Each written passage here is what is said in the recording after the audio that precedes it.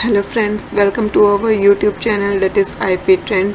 जैसा कि आप सब जानते ही हैं कि हम क्लास 12th का इंफॉर्मेटिक प्रैक्टिसेस और कंप्यूटर साइंस का सिलेबस कवर कर रहे हैं और उस सीक्वेंस में एट प्रेजेंट जो है वो हमारी यूनिट डाटाबेस मैनेजमेंट वाली चल रही है। इस यूनिट में हमारे जो है 3 चैप्टर्स ऑलरेडी कवर हो चुके हैं, जिसमें सबसे पहले हमने रिलेशनल डाटा मॉडल्स वाला चैप्टर पढ़ा। ये चैप्टर्स की जो नंबरिंग है ये कंप्यूटर साइंस की बुक के अकॉर्डिंग है, क्योंकि आईपी के जो स्टूडेंट्स हैं उन्होंने कुछ पार्ट 11th में पढ़ लिया है, इसलिए मैंने जो पीडीएफ्स बनाई हैं वो कंप्यूटर साइंस की बुक से बनाई है, ना कि इंफॉर्मेटिक प्रैक्टिसेस की बुक से। बट सिलेबस जो है वो दोनों ही सब्जेक्ट के स्टूडेंट्स के लिए जो है वो सेम है। तो चैप्टर 11 जो हमारा रिलेशनल डाटा मॉडल के बारे में था, पहले हमने उसे कंप्लीट किया। उसके बाद चैप्टर 12 में हमने बेसिक एसक्यूएल की क्वेरीज की सेलेक्ट स्टेटमेंट के बारे में पढ़ा, कैसे हम कॉलम सेलेक्ट करते हैं, कैसे हम वेयर क्लॉज की हेल्प से रोज पे कंडीशंस लगाते हैं। डिफरेंट टाइप के फंक्शंस हमने पढ़े, स्ट्रिंग फंक्शन, न्यूमेरिक फंक्शन, जितनी भी बेसिक क्वेरीज होती हैं एसक्यूएल की वो सब हमने चैप्टर 12 में कंप्लीट की।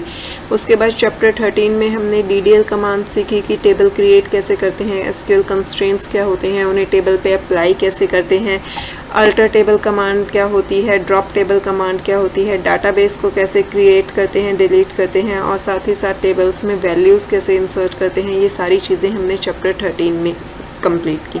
लास्ट क्लास में हमारा चैप्टर 13 कंप्लीट हो गया था। आज के क्लास से हम चैप्टर 14 जो है वो स्टार्ट करने जा रहे हैं।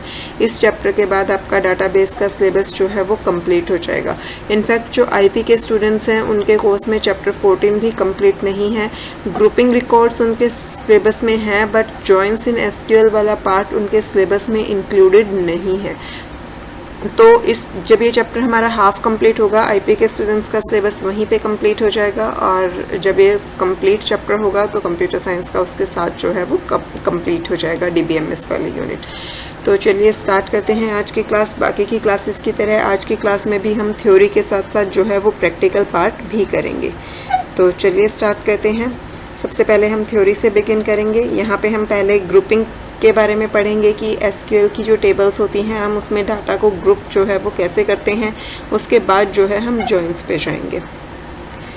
You have worked with basic SQL commands in your previous class and used database MySQL। Previous class नहीं, यहाँ ये प्रीवियस चैप्टर आएगा कि जो SQL की बेसिक कमांड्स है वो हम हमारे प्रीवियस चैप्टर्स में पढ़ चुके हैं, और उन कमांड्स को एग्जीक्यूट करने के लिए हमने जो है MySQL डाटाबेस का यूज़ किया है।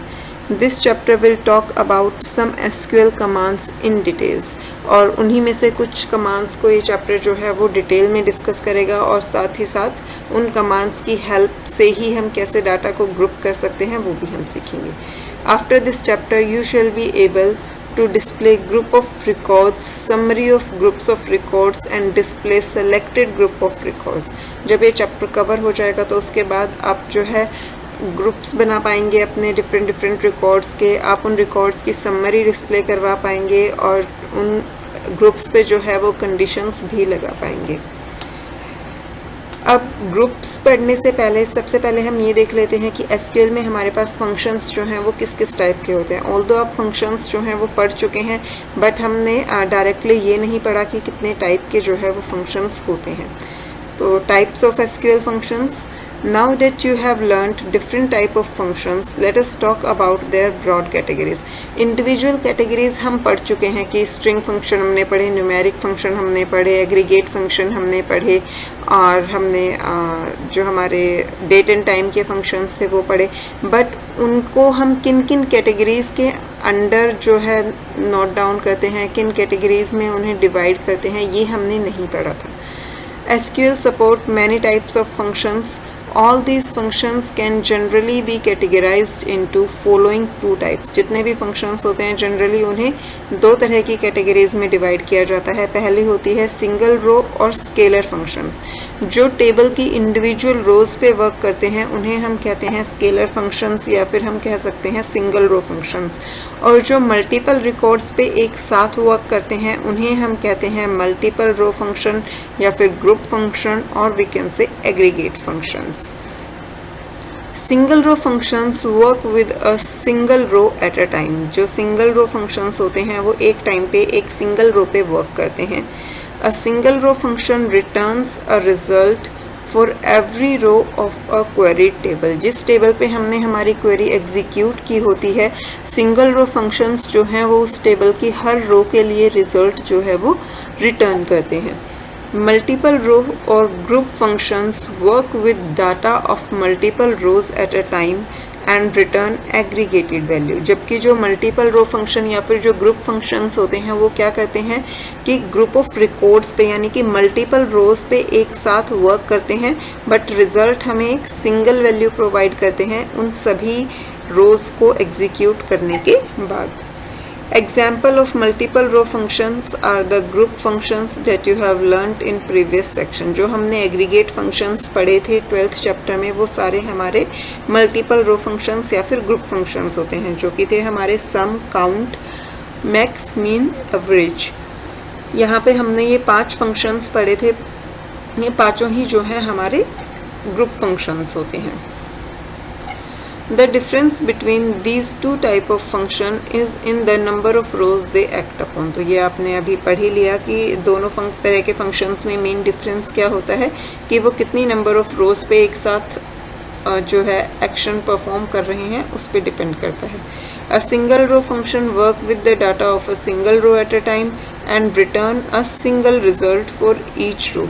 जो सिंगल रो फंक्शन है वो हर रो के लिए सिंगल रिजल्ट रिटर्न करते हैं, जबकि जो मल्टीपल रो फंक्शंस हैं they work with a group of rose and return a single result for that group. जो मल्टीपल रो फंक्शन है वो एक साथ ग्रुप ऑफ रोज पे वर्क करते हैं, लेकिन रिजल्ट जो है वो सिंगल प्रोवाइड करते हैं उन ग्रुप ऑफ रोज के लिए। तो ये तो था फंक्शंस के बारे में। फंक्शंस हम ऑलरेडी पढ़ चुके हैं, यहाँ हमने सिर्फ उनकी कैटेगरीज पढ़ी। अब जो आता है वो स्टार्ट हो रहा है हमारा मेन टॉपिक, जो इस चैप्टर का सबसे इम्पोर्टेंट टॉपिक है। और आईपी के स्टूडेंट्स और कंप्यूटर साइंस स्टूडेंट्स दोनों ही स्टूडेंट्स के लिए ये टॉपिक जो है वो मोस्ट इम्पोर्टेंट है, क्योंकि आपकी क्वेरीज जो होती हैं वो एडवांस्ड लेवल की आती हैं।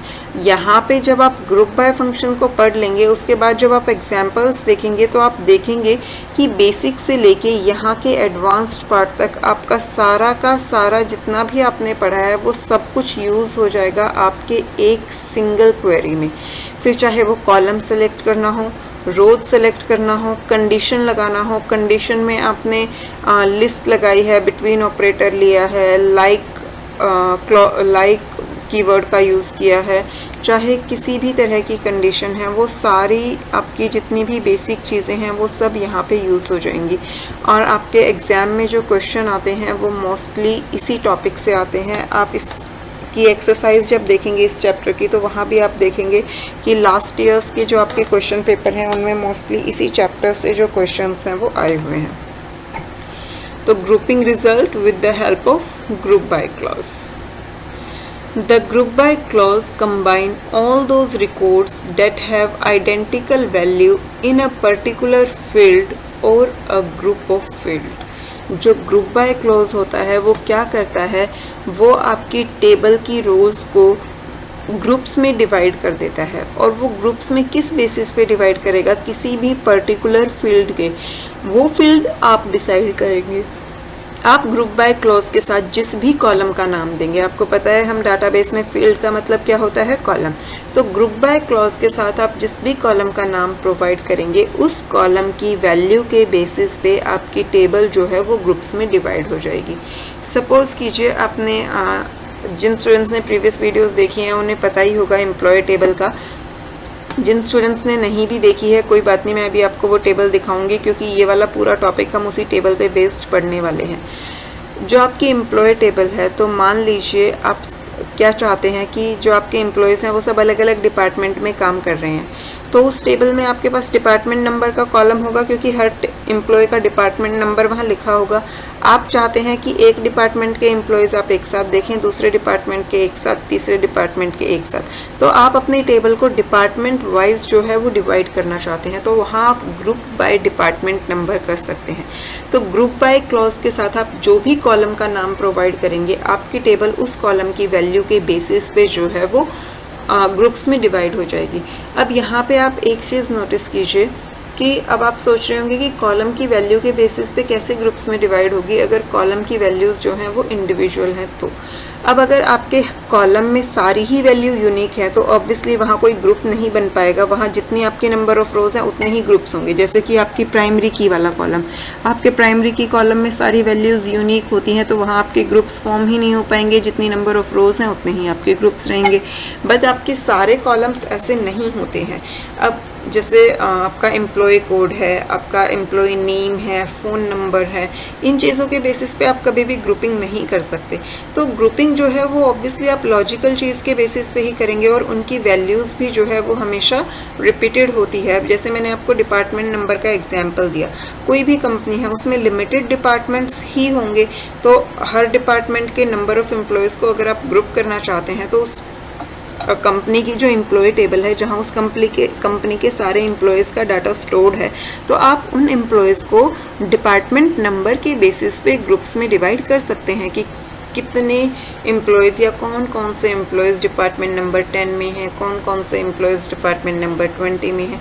सिमिलरली मान लीजिए उस कंपनी में जो जॉब्स हैं वो भी लिमिटेड होती हैं, जो पोजीशंस होती हैं कि किसी की सीईओ की पोस्ट है या फिर किसी की मैनेजर की पोस्ट है, प्रेसिडेंट की है, सेल्समैन की है, क्लर्क की है, तो नंबर ऑफ़ जॉब्स भी जो है लिमिटेड होती हैं। तो जो एम्प्लॉयज़ हैं उन्हें जो जॉब्स एलोकेट हुई हैं तो जॉब्स वाले कॉलम में भी रिपीटेड वैल्यू होंगी, तो आप जॉब के बेसिस पे आपकी टेबल को ग्रुप्स में डिवाइड कर सकते हो कि क्लर्क वाले एम्प्लॉयज़ जो हैं वो एक साथ ग्रुप कर दिए, मैनेजर वाले एम्प्लॉयज़ को एक साथ ग्रुप कर दिया, सेल्समैन्स वाले एम्प्लॉयज़ को एक साथ ग्रुपिंग कर दी, इस तरीके से। तो लॉजिकली जिस भी चीज़ के बेसिस पे आप ग्रुप कर सकते हैं, हम उसके बेसिस पे टेबल को अलग अलग ग्रुप्स में जो है वो डिवाइड करते हैं।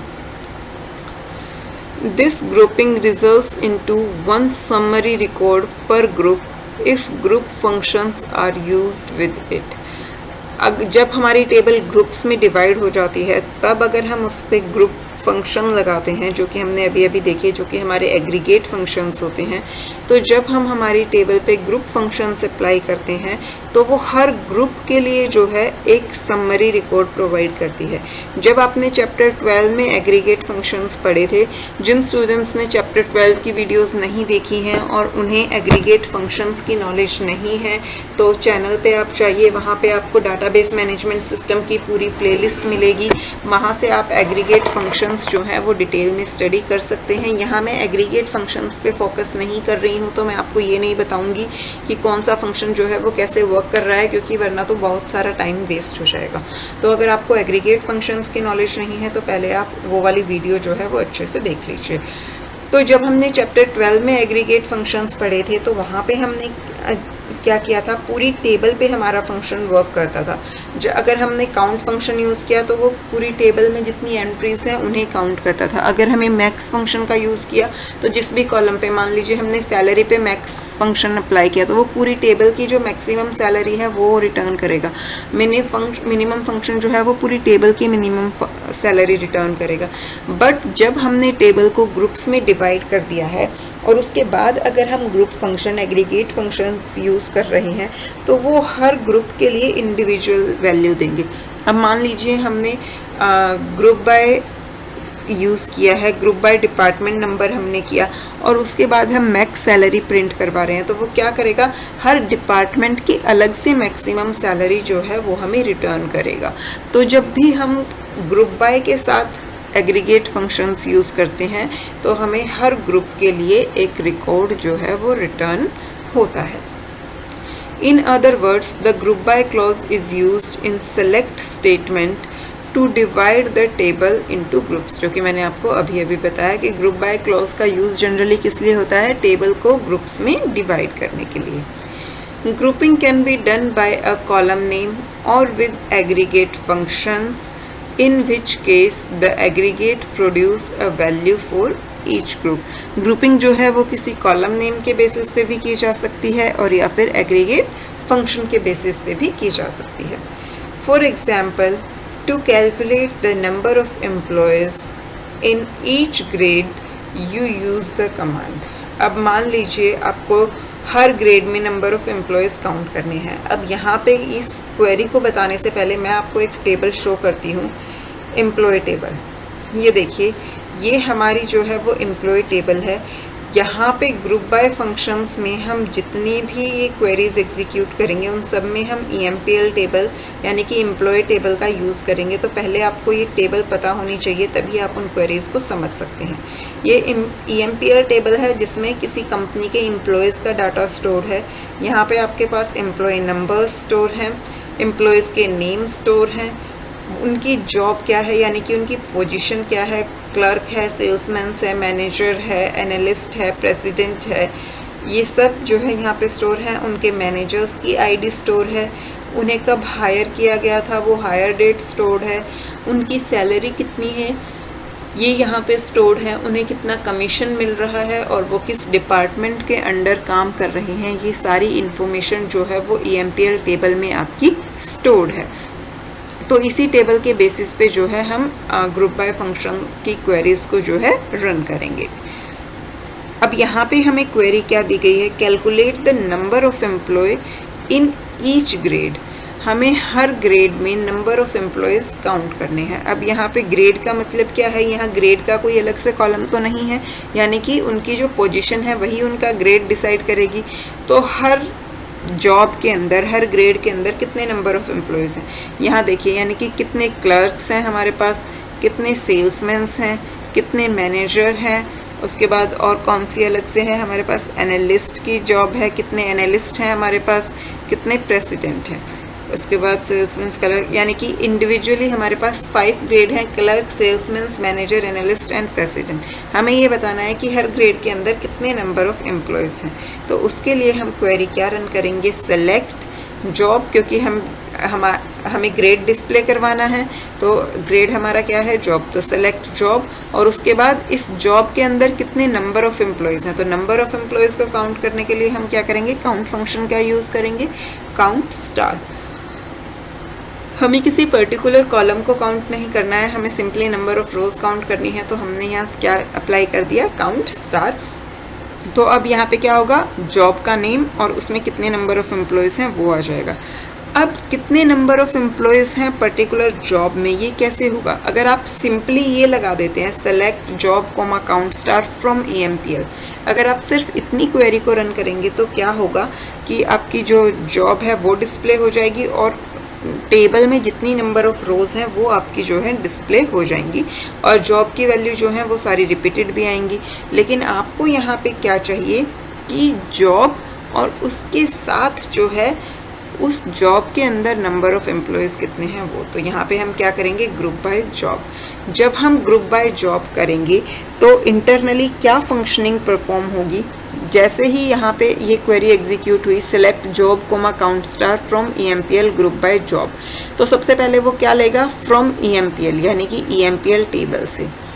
अब EMPL टेबल में ग्रुप बाय जॉब, इस EMPL टेबल को जॉब के बेसिस पे ग्रुप्स में डिवाइड कर दो, तो वो क्या करेगा, यहाँ पे ये जो आपकी EMPL टेबल है इसे ग्रुप्स में डिवाइड कर देगा 5 ग्रुप्स में, क्योंकि आपके पास 5 जॉब हैं। तो वो क्लर्क्स वाले सबको एक साथ इकट्ठे करेगा, यानी कि क्लर्क में देखेगा कितने क्लर्क में कौन कौन है, स्मिथ है आपका, उसके बाद अनूप, जतिन एंड मीता, ये 4 एम्प्लॉयज़ जो हैं वो आपके क्लर्क के अंडर आते हैं। तो ये 4 रोज़ का एक ग्रुप बन गया। फिर सेल्समैन्स वाला आया, अन्या, सेठ और मोमिन, इसके बाद जो है आपका कुलदीप, 4 एम्प्लॉयज़ ही जो हैं वो सेल्समैन्स के अंडर हैं। तो सेल्समैन्स वाले एम्प्लॉयज़ का अलग से ग्रुप बना दिया उसने। फिर उसके बाद मैनेजर वाला आया, मैनेजर में महादेवन, उसके बाद बीना, शिवांश, 3 एम्प्लॉयज़ जो हैं वो मैनेजर वाले में आए, तो 3 रोज़ का अलग से एक ग्रुप बन गया।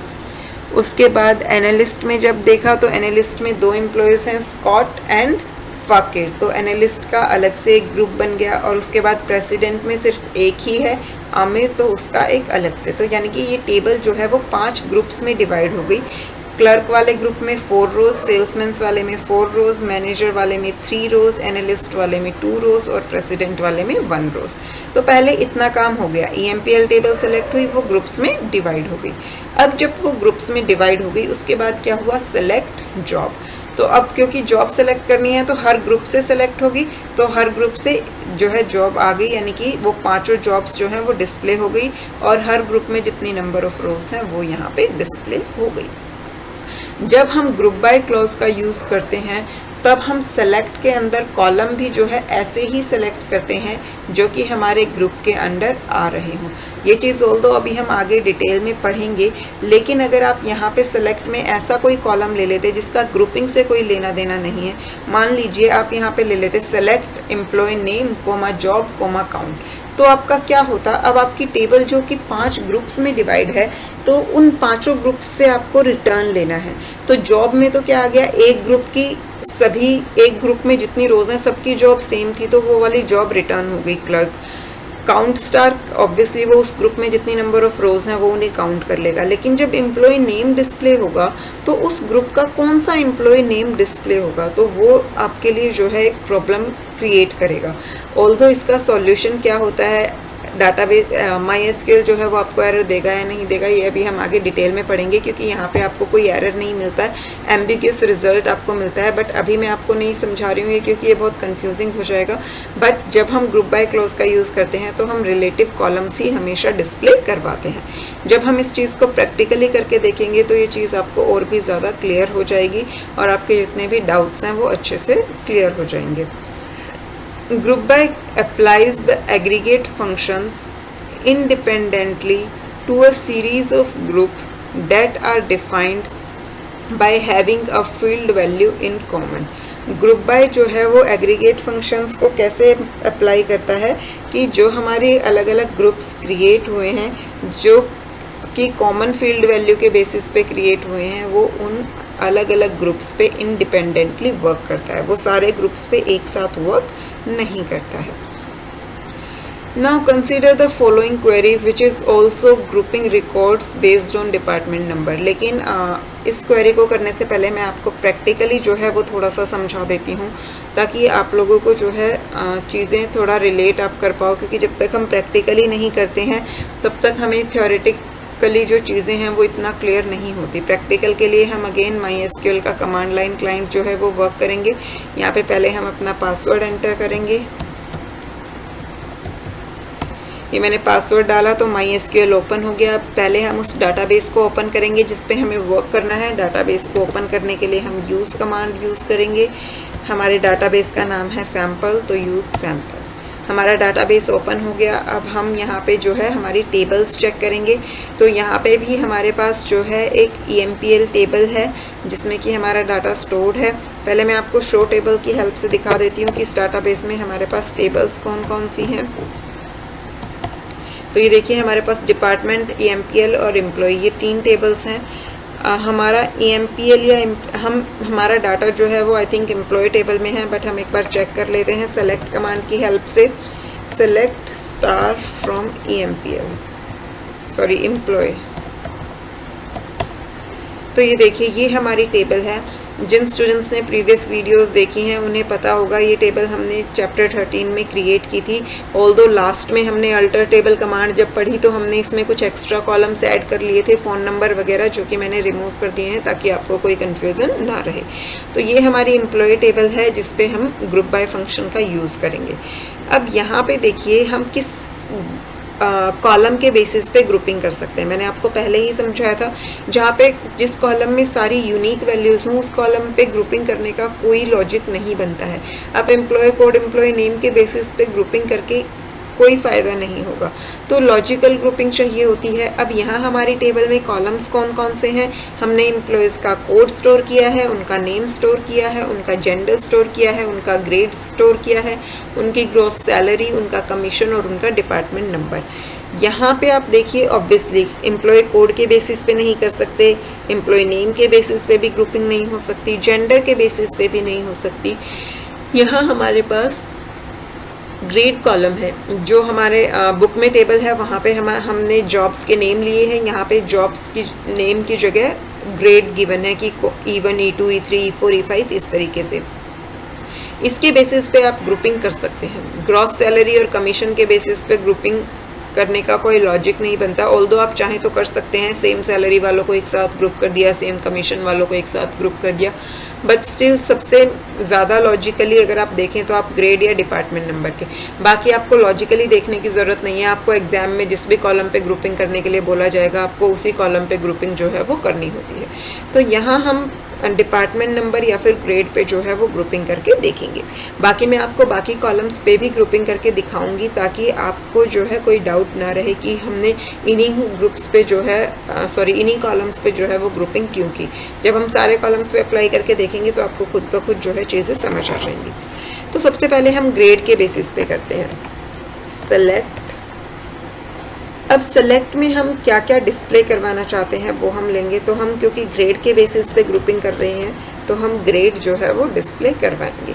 सेलेक्ट ग्रेड, उसके बाद अगर हमें कोई और वैल्यू डिस्प्ले करवानी है तो मान लीजिए हम काउंट करवा लेते हैं कि एक ग्रेड के अंदर कितनी नंबर ऑफ रिकॉर्ड्स हमारे पास हैं।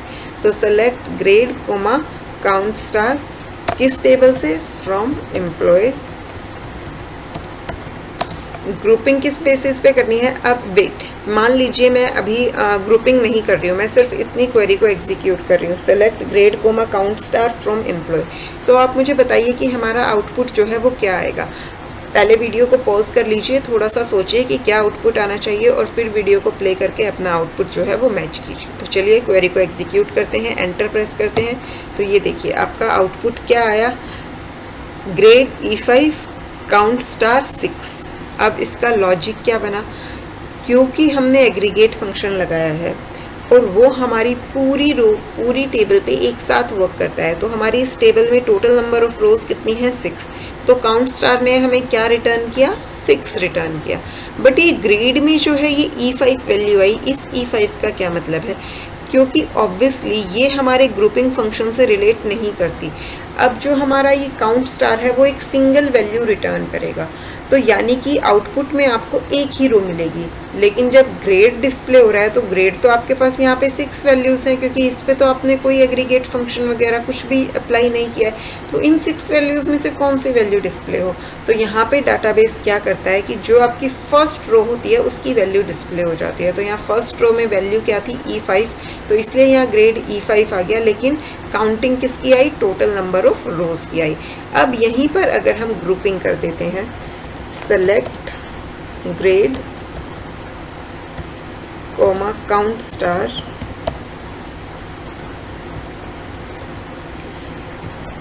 From employee where grade, where नहीं, group by, from employee group by grade. अब यहाँ हम ग्रेड के बेसिस पे ग्रुपिंग कर रहे हैं। तो पहले एग्जीक्यूट करने से पहले हम ड्राई रन करके देख लेते हैं। अब इस टेबल में देखिए E5 में हमारे पास एक ही रिकॉर्ड है E5 का। E2 के देखिए, E2 में हमारे पास 3 रिकॉर्ड्स हैं, E3 का एक सिंगल रिकॉर्ड है और E4 का भी जो है एक सिंगल रिकॉर्ड है। तो बेसिकली यहाँ पे हमारे पास 4 ग्रुप्स हैं, E2, E3, E4 and E5, जहाँ पे हमारी E2 में 3 रोज़ हैं और बाकी तीनों ग्रुप्स में सिंगल रोज़ हैं। तो यहाँ पे हमारे आउटपुट में कितनी रोज़ आएंगी, 4 रोज़ आएंगी, हर ग्रेड के लिए एक एक रो। तो देखिए आउटपुट एंटर किया, ये देखिए हमारे पास आउटपुट में 4 रोज़ आई, हर ग्रेड के लिए एक। E5 वाला ग्रुप, E5 में नंबर ऑफ़ रिकॉर्ड्स कितने हैं, 1। E2 में नंबर ऑफ़ रिकॉर्ड्स 3, E3 में number of records 1 and E4 में नंबर ऑफ़ रिकॉर्ड्स 1। तो जब हमने ग्रेड के बेसिस पे ग्रुपिंग की तो हमारी टेबल जो है वो ग्रेड के बेसिस पे ग्रुप हो गई। हमारे पास 4 अलग अलग तरह के ग्रेड्स थे, तो टेबल जो है वो 4 अलग अलग ग्रुप्स में डिवाइड हो गई। और उसके बाद जो है हमने काउंट स्टार फंक्शन लगाया था, तो उसने हर ग्रुप के जो है नंबर ऑफ रोज काउंट करके हमें डिस्प्ले करवा दी। अब यहीं पर अगर आप मैक्स फंक्शन का यूज़ करते, मान लीजिए अब मैं अबव की से ऊपर वाली क्वेरी को जो है कॉपी कर लेती हूँ और यहाँ मैं काउंट की जगह जो है मैक्स फंक्शन अप्लाई करती हूँ, max salary.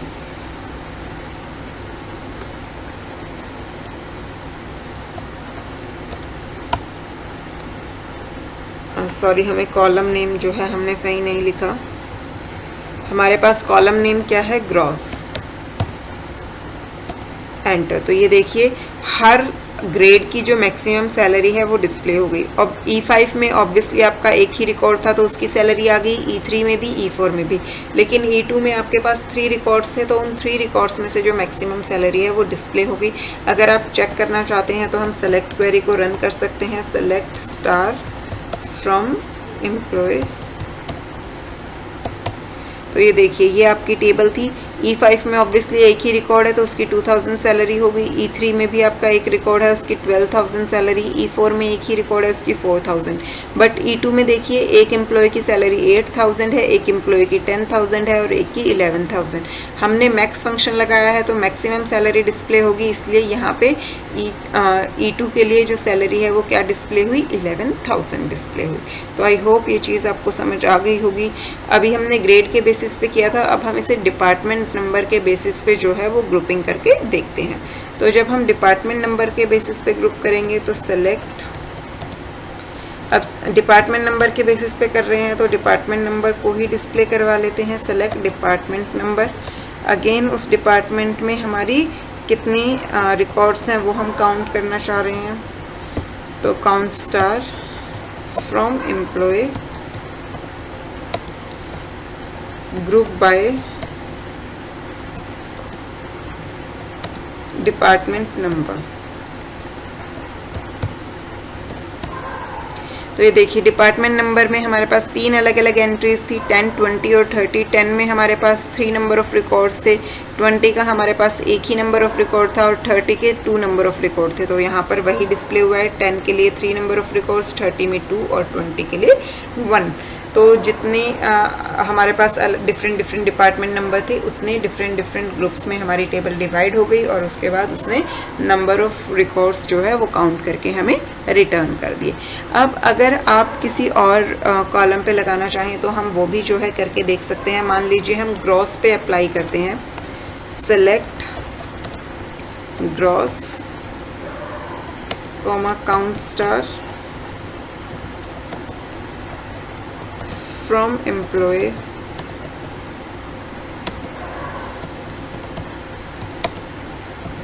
Group by gross.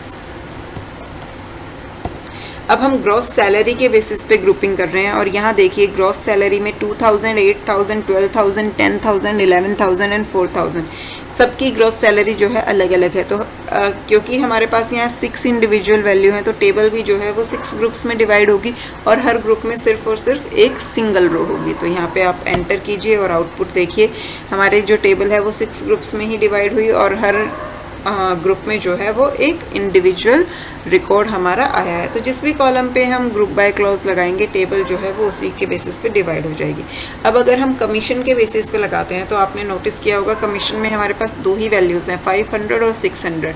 600 सिर्फ एक ही रिकॉर्ड का कमीशन है, बाकी सारे रिकॉर्ड्स का कमीशन जो है वो 500 है। तो अगर हम कमीशन के बेसिस पे जो है वो ग्रुपिंग करेंगे तो हमारा क्या होगा, जो टेबल है वो 2 ग्रुप्स में डिवाइड हो जाएगी। अब कमीशन वाले ग्रुप का हमारा नेम क्या है वो हम एक बार चेक कर लेते हैं। कमीशन का वाले कॉलम का नेम हमारा पूरा कमीशन ही है। तो ये देखिए सेलेक्ट, हम कमीशन डिस्प्ले करवाएंगे और उसमें नंबर ऑफ रिकॉर्ड्स कितने हैं,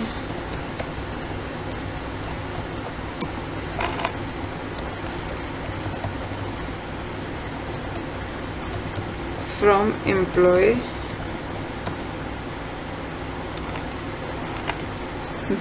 group by commission.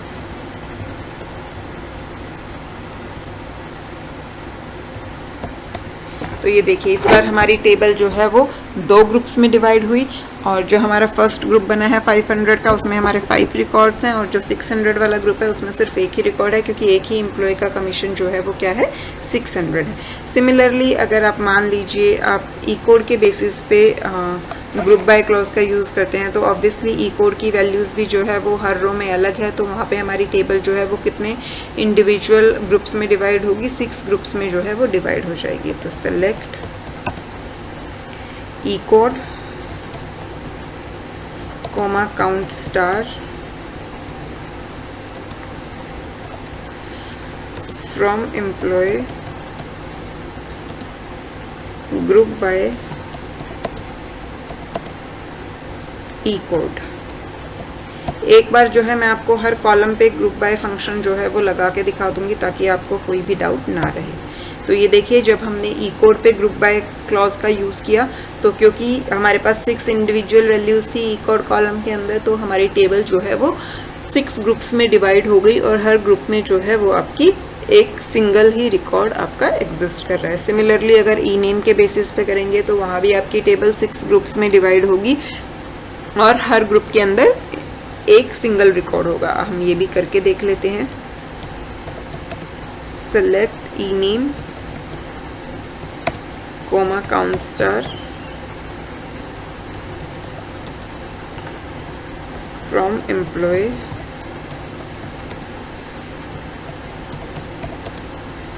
Group by E name. तो ये देखिए हमारे पास अब भी हमारी टेबल जो है वो 6 इंडिविजुअल ग्रुप्स में डिवाइड हुई और हर ग्रुप के अंदर जो है इंडिविजुअल रिकॉर्ड है। अब हमारा एक जेंडर वाला कॉलम बचा है, उस पर भी कर लेते हैं। लेकिन जेंडर वाले कॉलम में ऑब्वियसली किसी भी एम्प्लॉय का जेंडर या तो मेल है या तो फीमेल है, तो वहाँ पे आपकी टेबल जो है वो 2 ही ग्रुप्स में आपकी डिवाइड होगी। और यहाँ हमारे पास जो 6 एम्प्लॉयज़ हैं उसमें से एक फीमेल है और बाकी जो 5 हैं वो मेल हैं। तो आपकी जो मेल वाला ग्रुप बनेगा उसमें 5 रिकॉर्ड्स होंगे और जो फीमेल वाला ग्रुप होगा उसमें आपका सिंगल रिकॉर्ड होगा। तो ये भी हम एग्जीक्यूट करके देख लेते हैं। Select sex comma count star